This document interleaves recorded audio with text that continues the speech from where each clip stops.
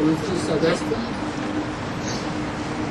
1967 की रात्रि क्लास चल रहा है कि बात चल रही थी ज्ञान मार्ग है और दुनिया में सब है भक्ति मार्ग। रावण की गवर्नमेंट है ही भक्ति मार्ग की। रावण की गवर्नमेंट अर्थात अनेक सिरों की गवर्नमेंट। नाम ही है प्रजा के ऊपर प्रजा का राज्य, अनेक बुद्धियों का राज्य। भक्ति माना है दुर्गति।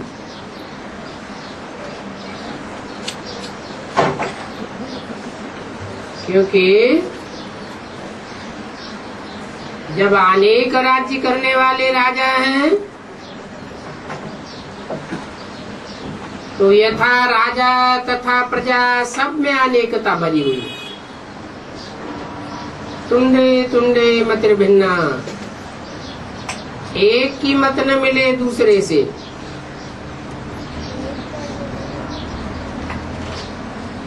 तुम कहीं भी जाकर के सुनो, सब भक्ति ही भक्ति करते हैं और ज्ञान सुनाने वाला एक है, ज्ञान का सागर। वो एक ही बाप है और पतित पावन भी वो ही है।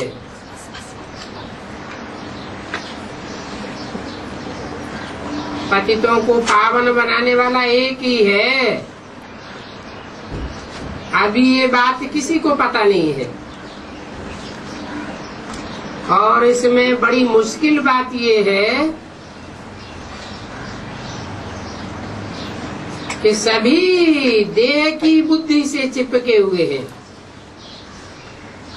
इस देह को भूलना है, अपन को आत्मा समझ बाप को याद करना और सबकी याद छोड़नी। बाप को याद करने का पुरुषार्थ करना, यही गुप्त मेहनत है। एक को याद करना और अनेकों रूपों को भूल जाना। काम काज करते ससुर घर को देखते बुद्धि में ये रहे ये दुनिया विनाश होनी है। अकेले आए थे, अकेले जाना है। अंत समय जो बाप को सिमरे, ऐसे बाप के चिंतन में जो मरे, वो मुक्ति जीवन मुक्ति को पावे। बच्चे जानते हैं अभी ये नाटक पूरा होता है, सबको घर जाना है।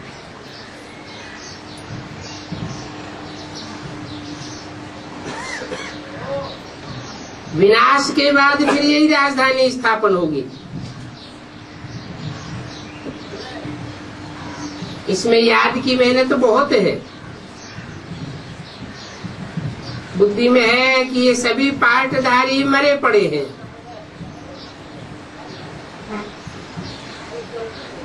अब इन सब से क्या दिल लगानी है। सन्यासियों को गीता उठाने का हुक्म नहीं है, क्योंकि गीता है प्रवृत्ति मार्ग का शास्त्र। सन्यासी तो निवृत्ति मार्ग के हैं। गीता में जो ज्ञान दिया गया है नर अर्जुन गृहस्थी को लिए दिया गया है। गृहस्थी के अलावा अगर कोई उठाते भी है तो उस ज्ञान को समझ न पाने के कारण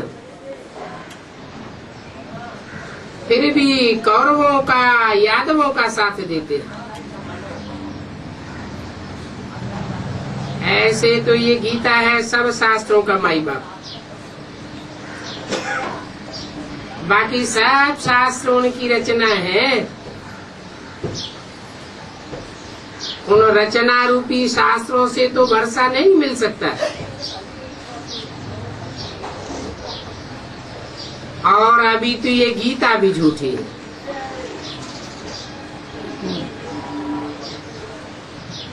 भक्ति मार्ग में कोई भी मुक्ति, जीवन मुक्ति नहीं दे सकता।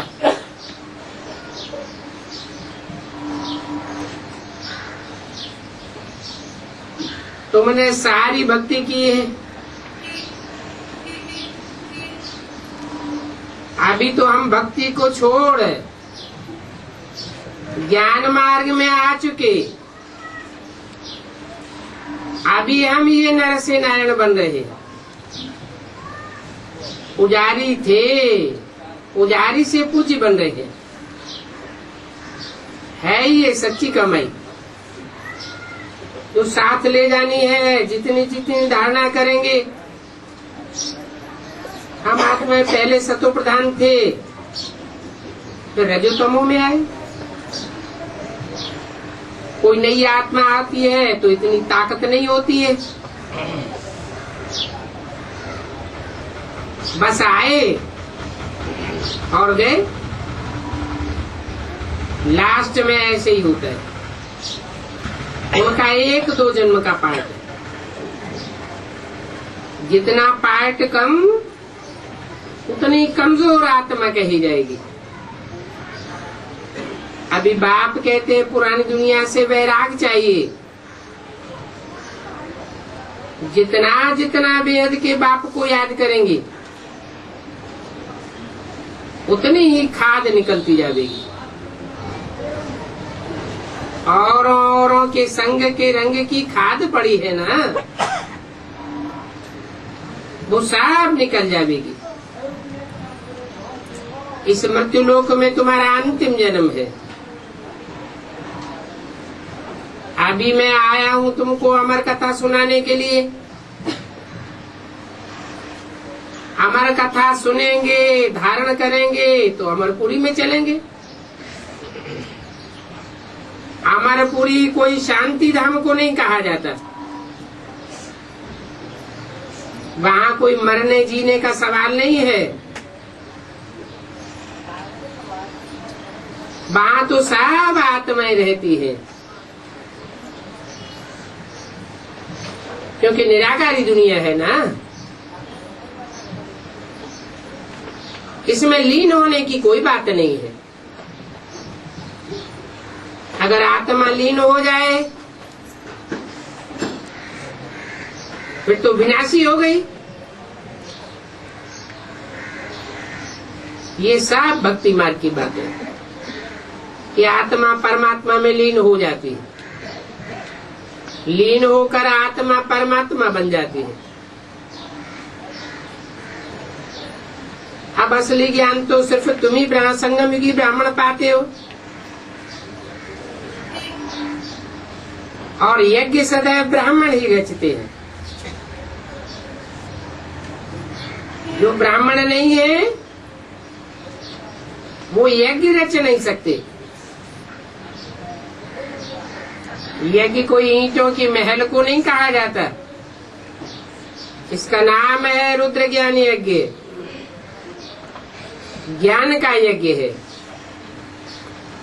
जीवन ब्राह्मणत्व पूर्ण होगा तो ज्ञान बुद्धि में रमण करेगा। ज्ञान बुद्धि में रमण करेगा तो पक्के ब्राह्मण बन जाएगा।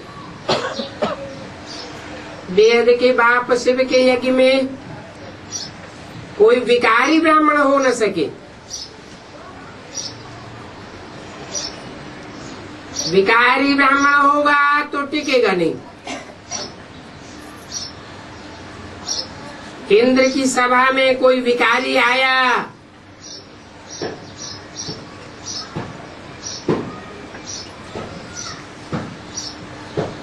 तो क्या हाल हुआ?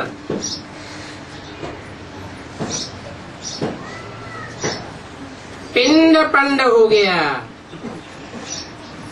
यहाँ भिखारी को आकर के बैठना भी नहीं है, क्योंकि ये ईश्वर की सभा है। इसमें कोई आकर के छिप करके बैठेंगे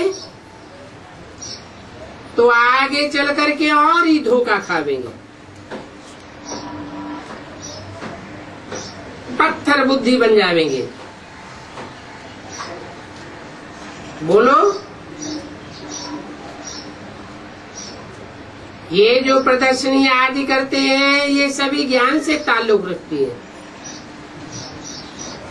इनका भक्ति से कोई कनेक्शन नहीं है। उनके कान में पूरा मंत्र देना चाहिए। शिव बाबा कहते हैं कि मैं पतित पावन आया हुआ हूँ, मेरा टाइटल है पतित पावन। तो कोई बीच में थोड़े ही चला जाऊंगा, ज्ञान देकर थोड़े ही चला जाऊंगा। जैसे और धर्म पिताएं आते हैं, अपनी अपनी धारणाएं सुनाते हैं, धर्म की स्थापना करते हैं और चले जाते हैं। दुनिया में परिवर्तन तो नहीं होता।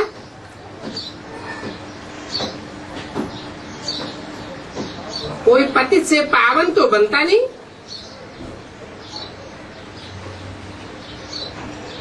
अभी मैं आया हूँ सब पतितों को पावन बनाने के लिए।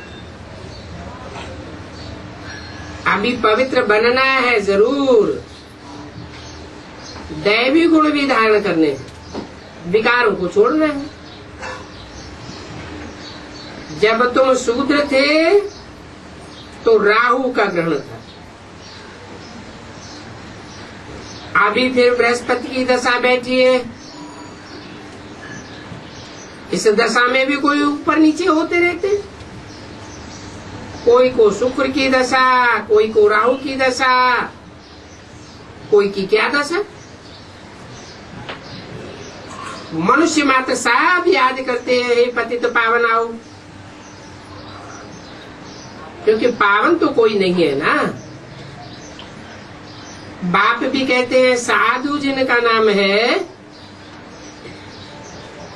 उन साधुओं का भी मैं आकर के उद्धार करता हूँ।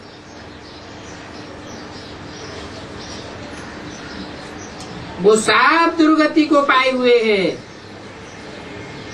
तो किसी की सदगति कैसे कर सकते हैं। परंतु उनको अहंकार बहुत है, बुड़ करने लग पड़ते हैं। बाप कहते हैं ये शास्त्र आदि सब भक्ति मार्ग का भूषा है।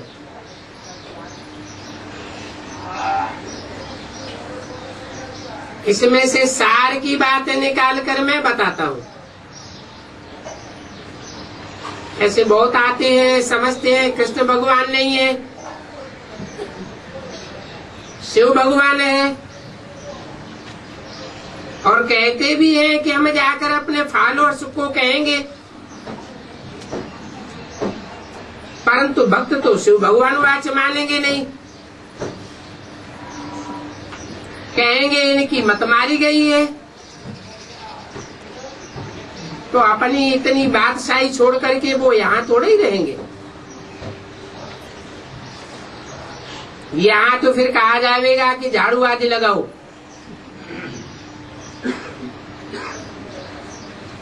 वहाँ तो बड़े आराम से रहते हैं, खाते हैं, पीते हैं। कितने ढेर सन्यासी साधु भारत में भरे पड़े हैं। उनकी भारत पर कृपा ही कृपा है। परंतु देखो कोई कृपा है क्या? कृपा तो भारत पर बाप करते हैं। ड्रामा के अंदर ये पार्ट है, बाप कहते हैं मेरा पार्ट है ड्रामा के अंदर। तुम बच्चों को फिर से स्वर्ग का मालिक बनाना। अब ये तो बुद्धि में है, घूमो फिरो बुद्धि में यही रखो कि हमको अब वापस जाना है। योग बल से ही हमारे पाप भस्म होंगे और तुम पवित्र बन जाएंगे। प्योरिटी तो अच्छी बात है ना। भारत में ही प्योरिटी, पीस, प्रॉस्पेरिटी सभी थी। अच्छा बच्चों को गुड नाइट। अगला भी रात्रि क्लास है 3/9/67 का। क्लास में बच्चों को आज क्या सुनाया?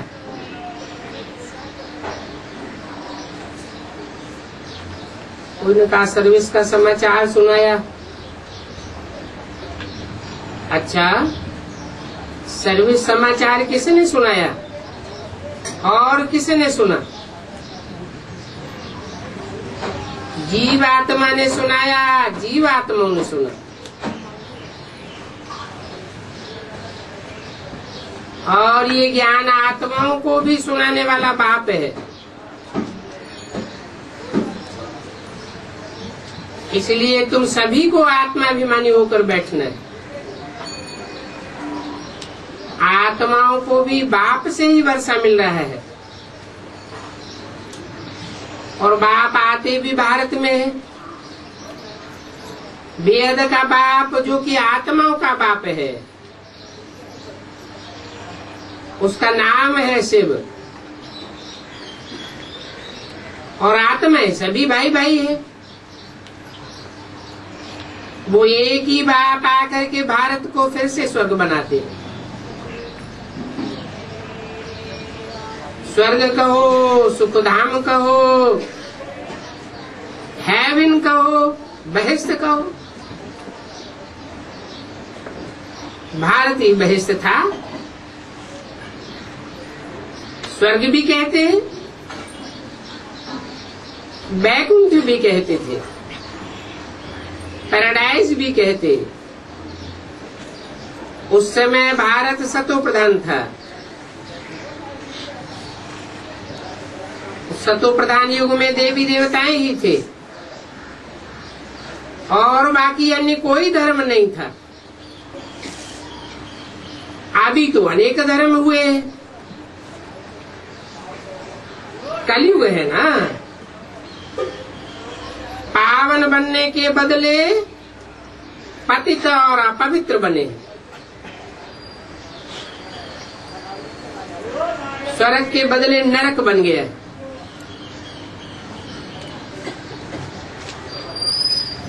हेवन के बदले हेल बन गया है।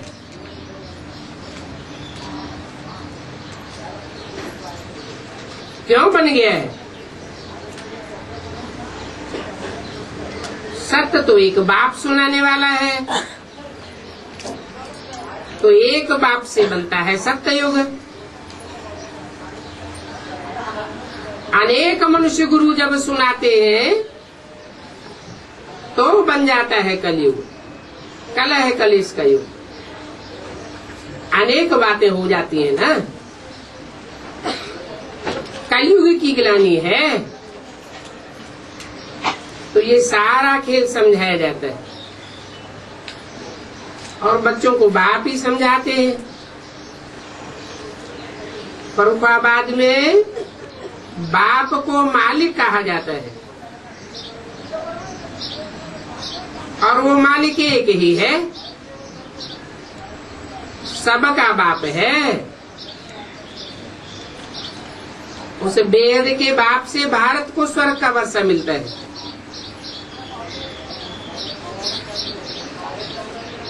बाकी सभी को मिलती है मुक्ति। इन देवी देवताओं के राज्य को ही जीवन मुक्ति कहा जाता है।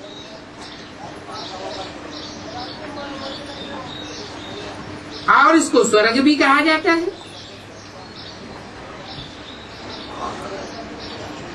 जब स्वर्ग है तो चंद्रवंशी भी नहीं होते। भारत में लक्ष्मी नारायण का राज्य था तो सूर्यवंशियों का राज्य कहा जाता था। और 84 जन्म भी यही लेते हैं जिन्हें सूर्यवंशी कहा जाता है। ये राज्य स्थापन हुआ बाप के द्वारा।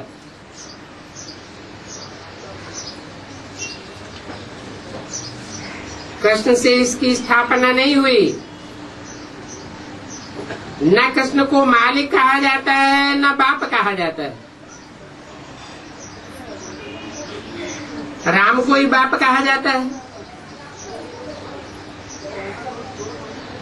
तो ये बड़ी भूल है। कृष्ण को तो कोई भी धर्म वाला बाप नहीं मानेंगे। बच्चों को समझाया जाता है कि कृष्ण को ही घोड़ा और सांवरा कहते हैं। कृष्ण की आत्मा पवित्र सत्व प्रधान है तो गोरी कही जाती है।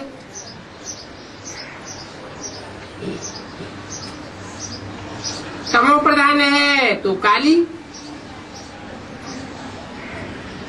84 जन्म लेते लेते काम चिच्छा पर बैठ सांवरे बन जाते हैं ना। देखो ये चक्र कैसे फिरता है, वो समझने की बात है। ये रचयिता और रचना का ज्ञान जानने से आस्तिक बन जाते हैं।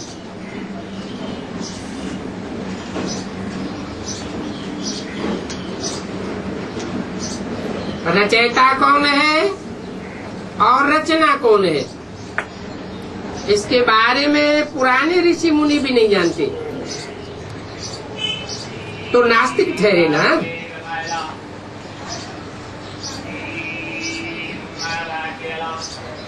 धनी आकर भारत को धनी का बनाते, उल्टा कर्म करेंगे तो ईश्वर धर्मराज द्वारा बहुत सजा देंगे। इसलिए डर रहता है। तुम बच्चे अभी कर्मा कर्म विकर्म की गति को समझते हो।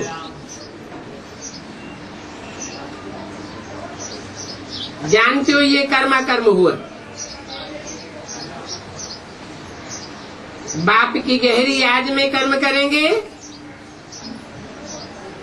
तो उसका कोई प्रभाव नहीं पड़ेगा, अकर्म हो जाएगा। याद में रहकर जो कर्म करते हैं वो अच्छे होते हैं। रावण राज्य में तो मनुष्य बुरे काम ही करते हैं, क्योंकि रावण के राज्य में है ना। जिसका राज्य होता है उससे प्रजा प्रभावित हो जाती है। प्रजा माना ही प्रभावित। राम राज्य में कब बुरा काम नहीं होता है। अभी श्रीमत तो मिलती रहती है, कहाँ बुलावा होता है, ये करना चाहिए व ना करना चाहिए।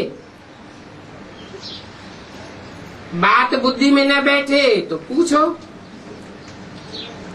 हर बात में पूछते रहो। कदम कदम पर श्रीमत लेना है। समझो कोई को गोली चलानी होती है, देश की रक्षा के लिए वो तो करना ही है। नौकरी करते हैं, ऐसे थोड़े ही है कि पुलिस कैसे कहेगी कि गोली नहीं मारो, जरूर मारना पड़े, परंतु पहले प्यार से समझाओ। आर प्यार और मार, पहले प्यार से समझाना होता है, फिर आरही मारनी होती है। वो पुलिस लोग तो मार से ही समझाने की कोशिश करते हैं। वो तो रावण राज्य है ना। तुम तो राम राज्य को पसंद करते हो, तो मारने करने की बात नहीं है। तो पहले पहले क्या करना चाहिए? प्यार से समझाना चाहिए। बच्चों को भी मारना नहीं है, उनको भी पहले प्यार से समझाना है। कोई सच्चा नहीं करता है तो फिर मारनी पड़ती है। ऐसे तो प्यार से समझाने से हाथ आ सकते हैं, परंतु उस प्यार में भी योग बल भरा हुआ हो तो योग की ताकत से कोई भी समझा सकेंगे और समझाने से समझेंगे। बुद्धि में बैठेगा ये तो जैसे ईश्वरीय समझानी है। तुम ईश्वर के बच्चे हो, योगी हो, तो तुम्हारे में ईश्वरीय ताकत होनी चाहिए, योग बल की। कहते हैं ना भगवान प्यार का सागर है।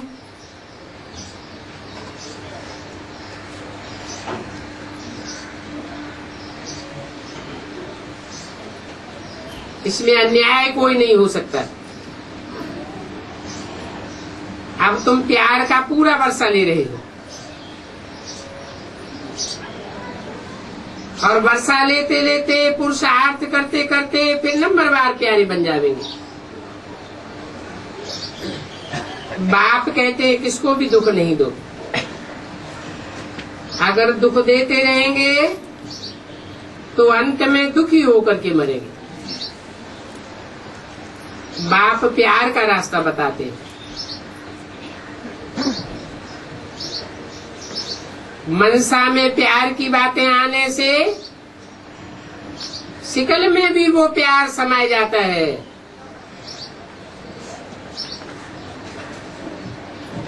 कहा भी जाता है मनुष्य की बाहरी आकृति मन की एक प्रतिकृति है। कर्म इंद्रियों से अगर कोई काम कर लिया तो रजिस्टर खराब हो जाता है। उसका असर चेहरे पर भी पड़ता है। कैरेक्टर खराब हो जाएगा।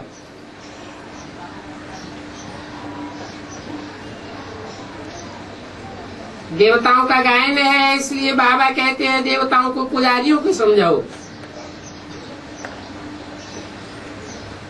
वो महिमा गाते हैं आप सर्वगुण संपन्न।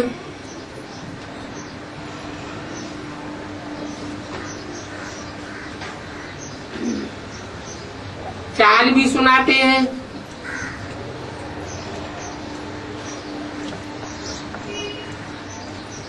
अपन को नीच कहते हैं, उनको ऊंच समझते हैं। अभी बाप समझाते हैं तुम भी ऐसे देवी देवता थे, अभी तो नहीं हो, फिर आगे का चलकर जरूर बनेंगे।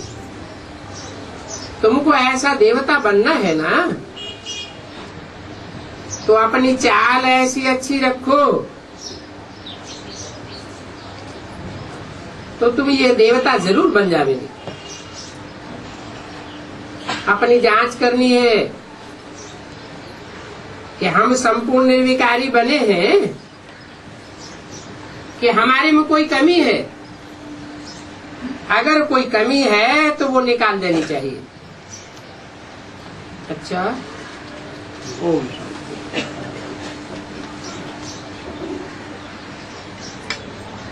आज का प्रातः क्लास है 5/9/67 का। मीठे मीठे रूहानी बच्चे सहज याद में बैठे हैं।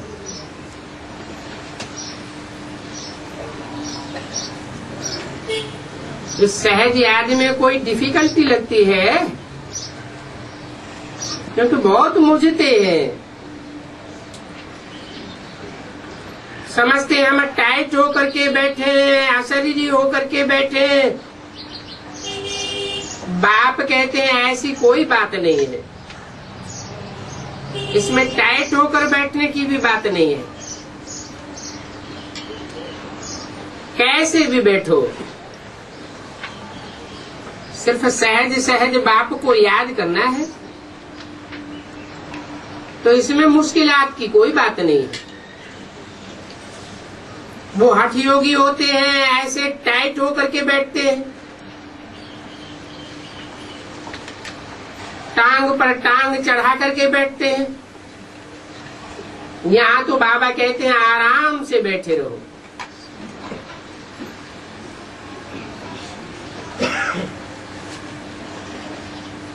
यहाँ कोई देह की कसरत नहीं सिखाई जाती, ये तो बुद्धि की बात है। बाप की याद और 84 के चक्कर को याद कर रहे हैं, सहज याद है। उठते बैठते बुद्धि में याद बनी रहे। जैसे देखो ये छोटा बच्चा बाप की बाजू में बैठा है,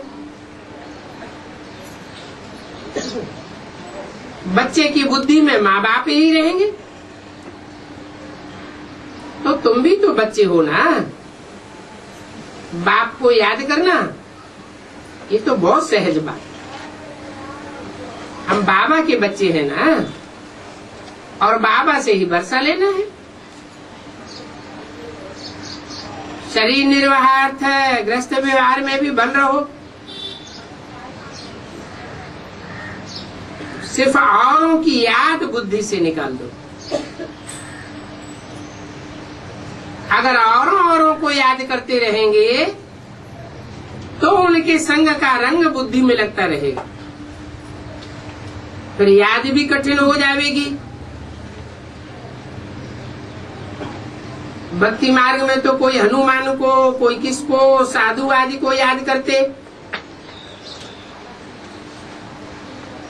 यहाँ बाप कहते हैं एक बाप दूसरा न कोई।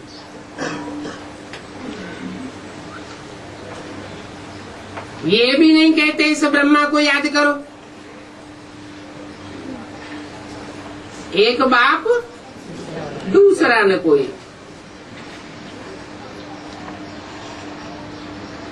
पूजा के लिए पुजारी को मंदिर आदि में जाना पड़ता है।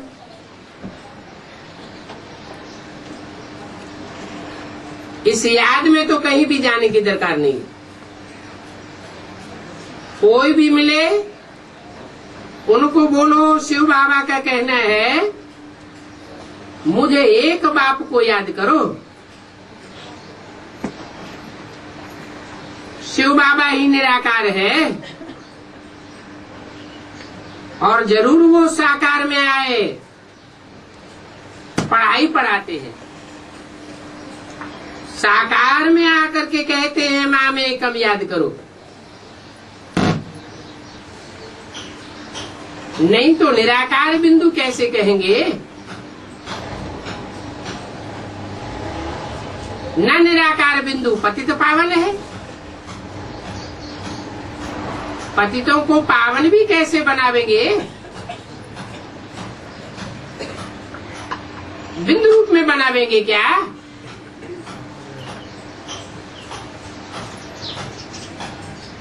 ये तो राइट अक्षर है, पतितों को पावन बनाने वाला।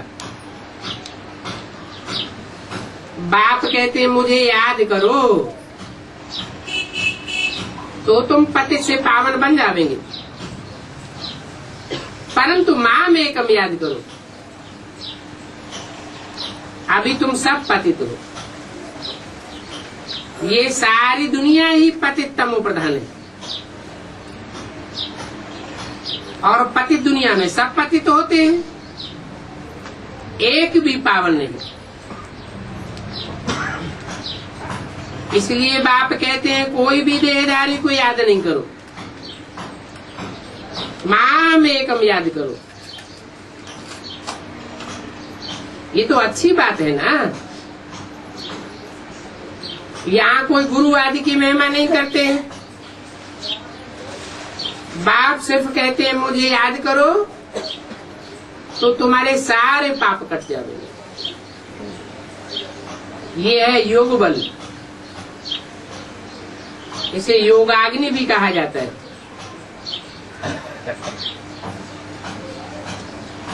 वेद के बाप तो सच्ची बात बताते हैं। गीता का भगवान वो निराकार ही है। कृष्ण की बात नहीं है। कृष्ण पहले जन्म में कृष्ण है, अंतिम जन्म में बाप आते हैं।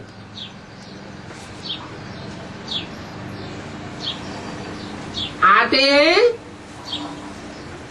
तो कृष्ण अंतिम जन्म में रचयिता है या रचना है?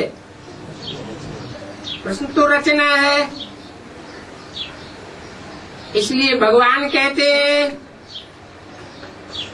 कि पहली पहली रचना तो माता होती है, बाप निराकार होता है।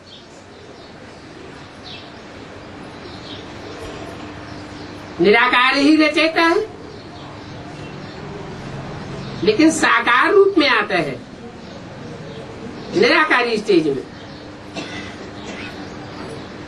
कृष्ण के अंतिम जन्म में भगवान भला आकर के पाठ बजाता है, परंतु साकार माता का पाठ बजाता है। इसलिए ब्रह्मा बाबा का ऐसा एक भी चित्र नहीं है, ऐसा एक भी फोटो नहीं है जो निराकारी स्टेज वाला हो। सब धर्म पिताओं के चित्र ध्यान से देखें तो पता चलेगा कि निराकारी स्टेज में। हर धर्म के धर्म पिताएं बीज रूप हैं, निराकार हैं, स्टेज से ही जाहिर हो जाता है। तो गीता का रचयिता भगवान कृष्ण निराकार नहीं हो सकता। इसलिए भगवान सिर्फ कहते हैं मुझे याद करो।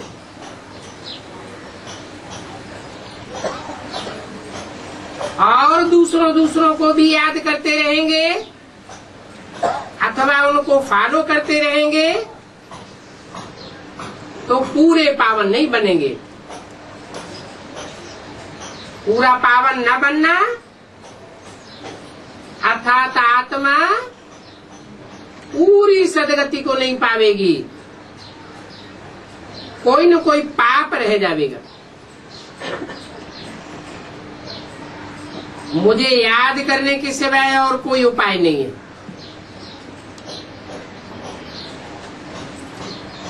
पावन होकर के जावेंगे तो उच्च पद पावेंगे,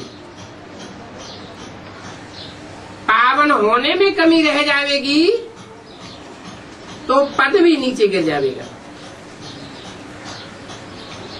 इसलिए कहते हैं,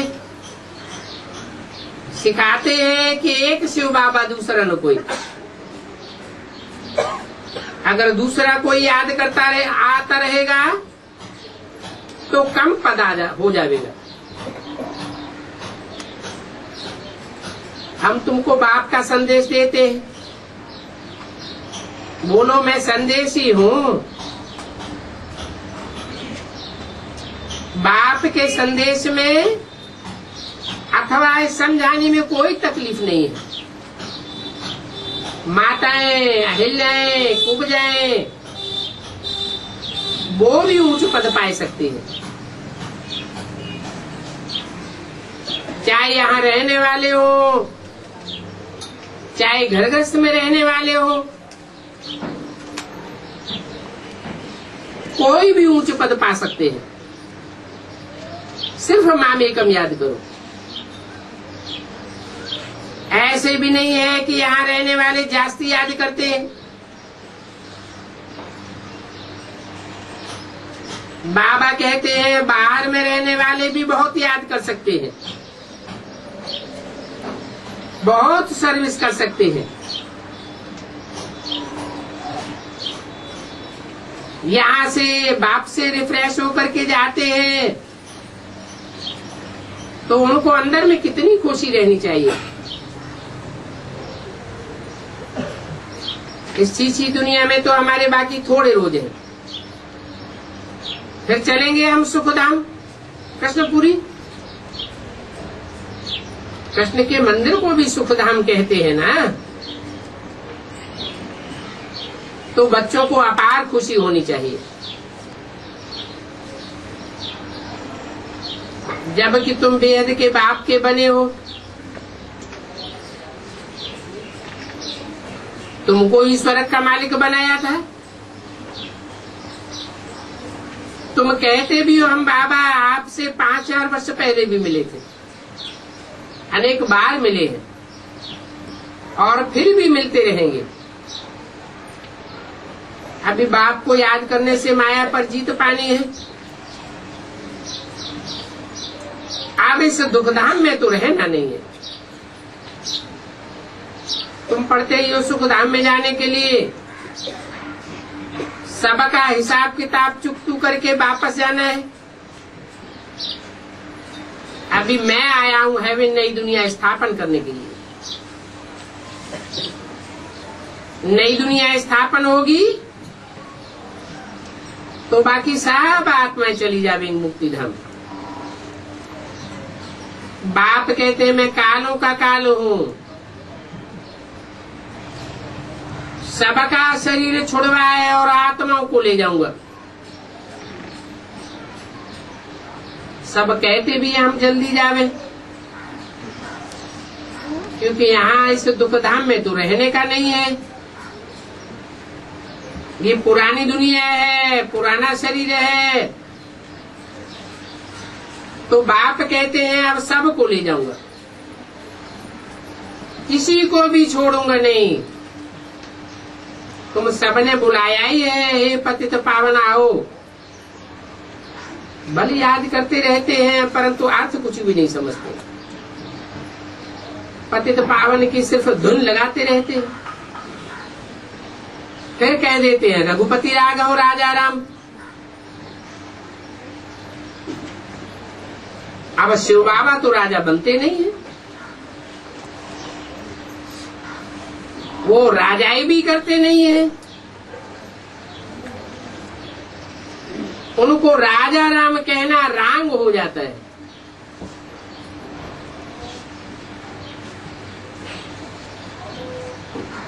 माला जब सुमिरते हैं तो राम राम कह करके सुमिरते हैं। एक एक मन का सिमरन करते जावेंगे, राम राम कहते जावेंगे। उन मणकों को सुमिरने से भगवान की याद आती है। अभी भगवान तो है ही शिव, परंतु मनुष्यों ने नाम बहुत रख दिए। कृष्ण का भी नाम श्याम सुंदर रख दिया है, उनको बैकुंठनाथ कहते हैं। मक्खन चोर आदि जाने क्या क्या टाइटल दिए हैं, बहुत नाम दे दिए, परंतु ऐसा है तो कुछ भी नहीं। अभी तुम मक्खन चोर कृष्ण को कहेंगे क्या? कभी नहीं।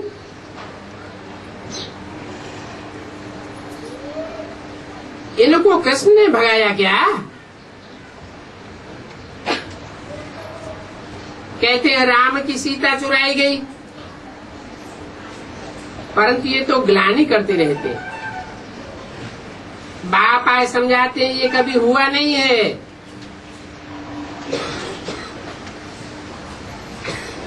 तुम कितना अपने धर्म की ग्लानि खुद ही बैठ करते हो। क्राइस्ट के लिए कब नहीं कहेंगे कि उसने कच्छ मच्छा बता लिया,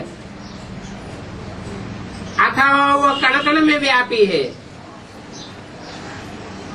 फिर शिव बाबा के लिए तुम ऐसे क्यों कहते हो? कितनी तुच्छ बुद्धि की बातें हो गई। शिव बाबा तो ऊंचे ऊंचे है, तो जरूर ऊंचे ऊंचे में आवेगा ना। ये बातें तुम अभी समझते हो। मनुष्य कहेंगे शास्त्र सब झूठे हैं क्या? अरे शास्त्रों में जो बातें हैं वो सब हो कैसे सकती है? कितनी ग्लानि कर दी है। लिखा हुआ भी है यदा यदा हि धर्मस्य ग्लानिर्भवति। ये बात भी भगवान वाच है ना। भगवान तो एक ही निराकार है, कोई भी देहधारी को भगवान नहीं कहा जा सकता। जिसकी बुद्धि देह में धरी रहती है वो भगवान कैसे हो सकता है?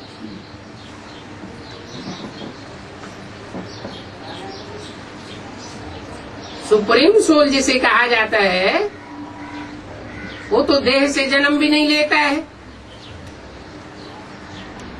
देह का सुख दुख भी नहीं भोगता है, उसको तो अभोक्ता कहा जाता है। तो वो निराकार है। उसके लिए नहीं कहेंगे कि उसकी बुद्धि देह में धरी रहती है।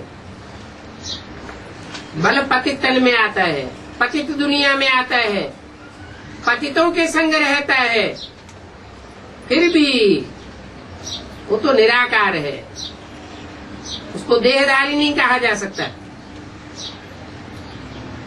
ब्रह्मा विष्णु शंकर को भी नहीं कह सकते हैं,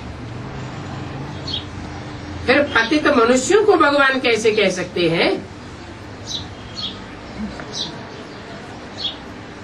बाप की माला फिर भी 108 की गाई जाती है,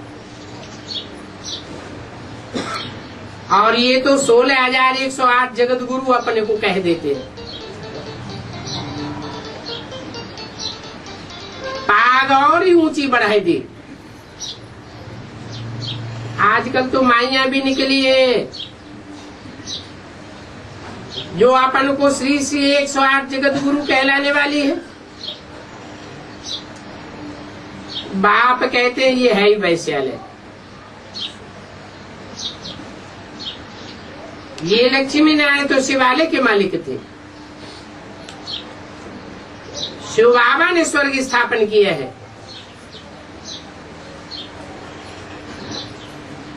उनके ये मालिक हैं। जरूर उन्होंने पहले पहले इतना पुरुषार्थ किया होगा जो स्वर्ग के मालिक बने।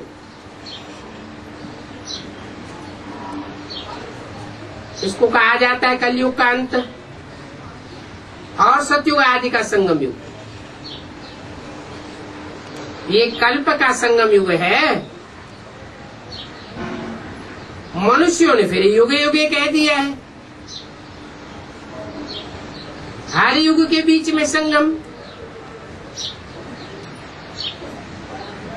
अवतार नाम भी भूल करके ठिक्कर भिक्तर में ठोक देते हैं। अभी भक्ति कितनी बेविचारी हो गई, और ये है भी ड्रामा। पहले पहले भक्ति इतनी बेविचारी नहीं थी, भक्ति भी सतो प्रधान थी। है तो ड्रामा। दुनिया की हर चीज 4 अवस्थाओं से पसार होती है, भक्ति भी तमो प्रधान बन गई। अनेकों की भक्ति करते रहते हैं तो ड्रामा ही कहेंगे। जो भी पास्ट हो जाता है, कोई से झगड़ा आदि हो जाता है, बात पास हो गई। तो ऐसी बातों का मनन चिंतन मंथन नहीं करना चाहिए। ड्रामा कह करके फुल स्टॉप लगा देना है। अच्छा, कोई ने कम जास्ती बोल दिया, तुम उनको भूल जाओ। सोचो कि कल पहले भी इसने ऐसे ही बोला था।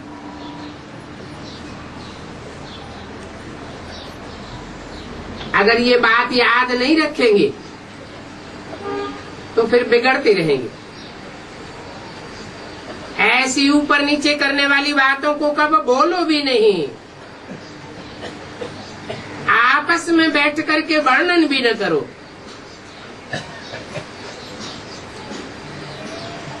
तुम बच्चों को तो सर्विस करनी है ना। किसी की ऊपर नीचे की बातें, पर्सनल कमजोरी की बातें इधर उधर कीचड़ की तरह उछालना, इससे कोई सर्विस होगी क्या? सर्विस होगी या डिससर्विस होगी? डिससर्विस होगी। तुम्हारी सर्विस में कब विघ्न नहीं पड़ना चाहिए।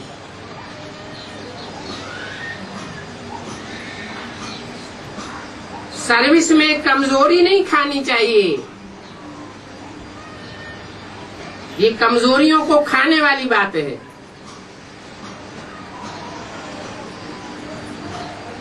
परचिंतन पतन की जड़ कही जाती है।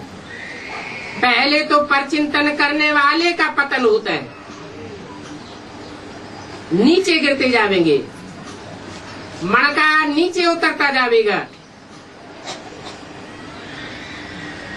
यहाँ तो शिव बाबा की सर्विस करनी है। देहधारियों का चिंतन नहीं करना है।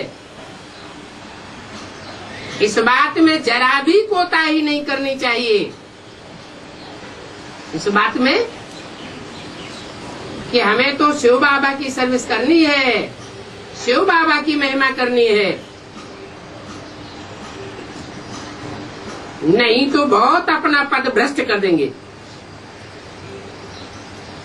बाप के मददगार बने हो तो बाप को पूरी मदद देनी है।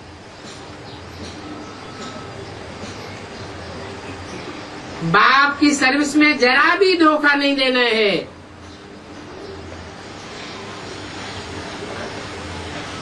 बाप का पैगाम सबको पहुंचाना है। बाप कहते हैं म्यूजियम खोलो,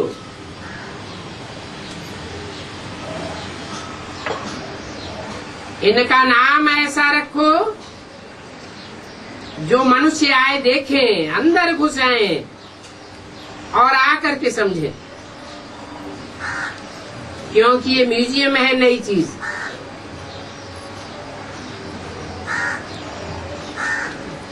मनुष्य नई चीज देख करके अंदर घुस जाते हैं। आजकल बाहर से आए हैं भारत का प्राचीन राजयोग सिखाने। अब प्राचीन अर्थात पुराने थे पुराना। वो पुराने थे पुराना योग तो भगवान द्वारा ही सिखाया हुआ है, जिसको 5000 वर्ष हुए।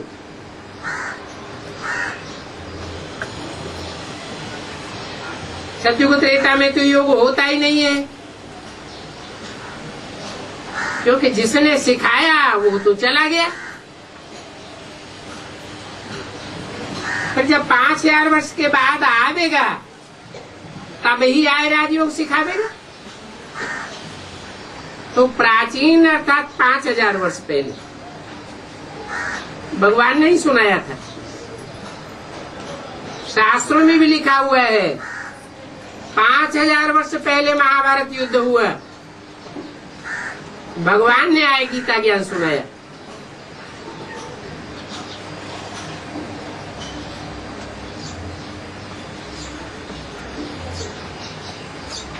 वही भगवान फिर संगम पर आए राजयोग सिखावेंगे, जिससे पावन बन सकते हैं। इस समय तो सब आत्माएं भी तमो प्रधान है और 5 तत्व भी तमो प्रधान है। तो भगवान पहले आकर के तत्वों को पावन बनावेगा या आत्माओं को पावन बनावेगा? पहले तो चैतन्य आत्माओं को पावन बनाता है। चैतन्य आत्माएं पावन बनेंगी तो उनके वाइब्रेशन से तत्व भी पावन बन जाएंगे।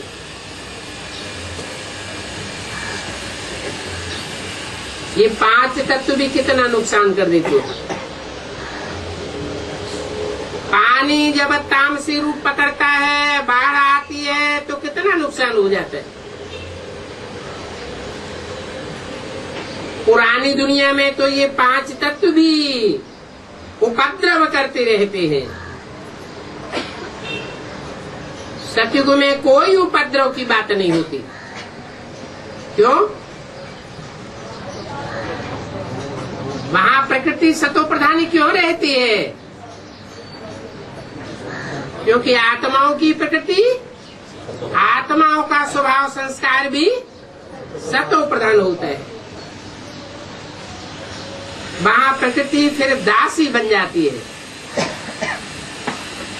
तो समझो, मनुष्य की प्रकृति भाव स्वभाव सात्विक बन जावेंगे तो प्रकृति दासी बन जाएगी। अभी मनुष्य का स्वभाव संस्कार तामसी होता जाता है तो प्रकृति भी तामसी बनती जाती है। कितने उपद्रव होते रहते हैं दुनिया में। यहाँ तो देखो, ये प्रकृति भी दुश्मन है। 5 विकार भी दुश्मन है।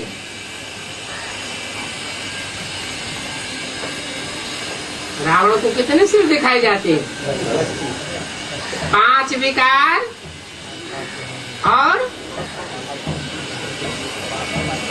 5 तत्व, वो भी विकृत हो जाते हैं, दुख देते हैं। इन लक्ष्मी नारायण के राज्य में दुख की बात नहीं होती है। विकार दुश्मन नहीं बनते हैं। वहां तो सतयुग था, अभी वो सतयुग फिर स्थापन हो रहा है। और बाप आकर के राजयोग सिखाए रहे हैं, प्राचीन राजयोग। फिर आकर के 5000 वर्ष बाद सिखावेंगे।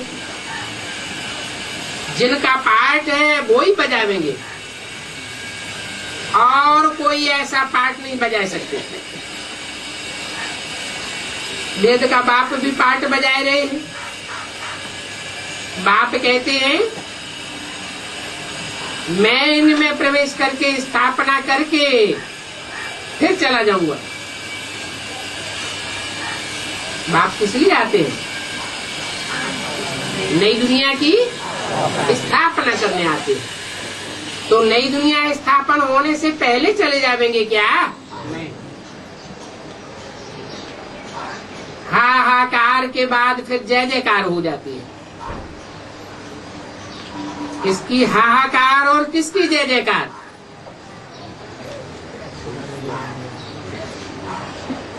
जो सच्चे होते हैं उनकी जय जयकार होती है, और जो झूठे होते हैं उनके लिए दुनिया हाहाकार करती है। तो बाप ये कार्य करा के जाते हैं। सत्य की विजय और असत्य का नाश हो जाता है। सत्य हुए स्थापन हो जाता है, पुरानी दुनिया खत्म हो जाएगी। इन लक्ष्मी नारायण का जब राज्य था तो पुरानी दुनिया नहीं थी। वो 5000 वर्ष पहले की बात है। ये कोई लाखों वर्ष पहले की बात नहीं हो सकती है। तो अभी बाप कहते हैं, और सभी बातें छोड़ दो। कौन सभी बातें? सभी बातें छोड़ दो और इस ईश्वरीय सेवा में लग जाओ, तो तुम्हारा भी कल्याण हो जाएगा। एक ईश्वर की सेवा में रहेंगे तो कल्याण होगा, और देहधारियों के चिंतन में रहेंगे तो क्या होगा? अकल्याण हो जाएगा। बाप से रूठ करके सर्विस में धोखा नहीं देना चाहिए। इसका नाम ही है ईश्वरीय सर्विस। इनके साथ धर्मराज भी है। माया के तूफान तो बहुत आवेंगे। ऐसे ऐसे तूफान आवेंगे जो बुद्धि ही उल्टी कर देवेंगे। परंतु बच्चों को ईश्वरीय सेवा में धोखा नहीं देना है। इसको बाप को। बाप सर्विस अर्थ डायरेक्शन तो देते रहते हैं। मित्र संबंधी आदि जो भी आवे, तुम सबके सच्चे मित्र हो। तुम ब्रह्मा कुमार कुमारियां सारी दुनिया के मित्र हो, क्योंकि तुम बाप के मददगार हो। तो मित्रों में कोई शत्रुता नहीं होनी चाहिए। कोई भी बात निकले, क्या कहा, कोई भी बात निकले माना, बातें तो बहुत ढेर सारी निकलती है। इसने ऐसा किया, उसने वैसा किया, व्यक्तिगत ग्लानियां तो निकलती रहती है ना। तो उन व्यक्तिगत बातों में न जाकर के बोलो, शिव बाबा को याद करो। हम कोई व्यक्ति के चक्कर में फंसने वाले नहीं है। जो जैसा करेगा वैसा पावेगा। कोई हंगामा आदि करने की दरकार नहीं है। व्यक्तियों के लगाव झुकाव में आकर के अगर कुछ करते रहेंगे तो हंगामा होगा। एक पार्टी एक तरफ हो जाएगी, दूसरी पार्टी दूसरी तरफ हो जाएगी। तो बच्चों को बाप की श्रीमत पर लग जाना, नहीं तो अपना ही नुकसान कर लेंगे। ओम शांति।